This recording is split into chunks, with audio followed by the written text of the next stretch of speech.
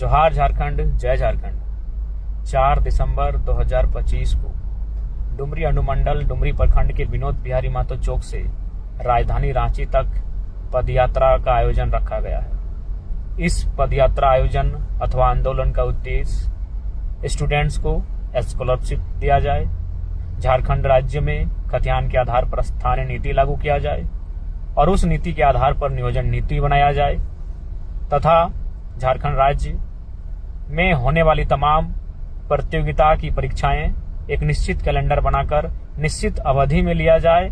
खतियान और छात्र संबंधित मांगों को लेकर जेएलकेएम की छात्र अधिकार यात्रा शुरू हो गई है। नमस्कार, मैं ओम कुंडू, आप देख रहे हैं सोशल संवाद। झारखंड लोकतांत्रिक क्रांतिकारी मोर्चा ने खतियान और छात्रों की मांगों को लेकर कल से आंदोलन की शुरुआत कर दी गई है। छात्र अधिकार यात्रा को विधायक जयराम कुमार महातो ने डुमरी से रवाना किया। यह पदयात्रा 9 दिसंबर को रांची पहुंचेगी, जहां विधानसभा के सामने प्रदर्शन किया जाएगा। संगठन के केंद्रीय अध्यक्ष जयराम महातो ने चिड़िया मोड़ पर विनोद बिहारी महतो की प्रतिमा पर माल्यार्पण कर पदयात्रा की शुरुआत की। उन्होंने यात्रा को सुरक्षित, सुचारू और सफल बनाने के लिए आवश्यक निर्देश भी दिए गए। इसके बाद वे सर्वदलीय बैठक में शामिल होने के लिए रांची के लिए रवाना होगी। संगठन के केंद्रीय वरीय उपाध्यक्ष देवेंद्रनाथ महतो ने बताया कि पदयात्रा के पहले दिन कुल 45 किलोमीटर का सफर तय करते हुए यात्रा हजारीबाग जिले में प्रवेश कर गई है।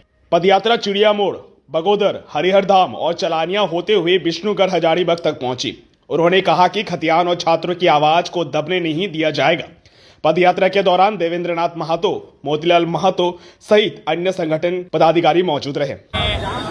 केवल ये नियुक्तियां दी गई, लेकिन नया परीक्षा नहीं दिया जा रहा है या किसी प्रकार से नई चीजों को इम्प्लीमेंट किया जा रहा है। तो निसंदेह ऐसा नहीं, जो चीजें सरकार अच्छी करती है चाहिए। चलिए, उम्र के अंतिम पड़ाव में ही सही सहायक आचार्यों को सेवा करने का एक अवसर मिला, उनमें एक ऊर्जा का संचार हुआ, इसके लिए बधाई।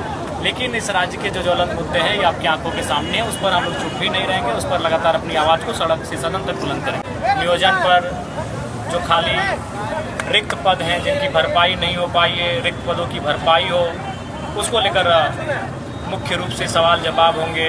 जिस प्रकार से झारखंड खनिज संपदा से परिपूर्ण राज्य है और हमारे राज्य में अवैध बालू, अवैध लोहा, अवैध कोयला की ढुलाई हो रही है और राज्य का राजस्व भी क्षति हो रहा है। आज राज्य सरकार पीछे क्यों हट रही है? कारण यही है कि उनके राजस्व में धनराशि नहीं है। तो इस लिहाज से इस राज्य को आर्थिक रूप से संपन्न कैसे हो, उस पर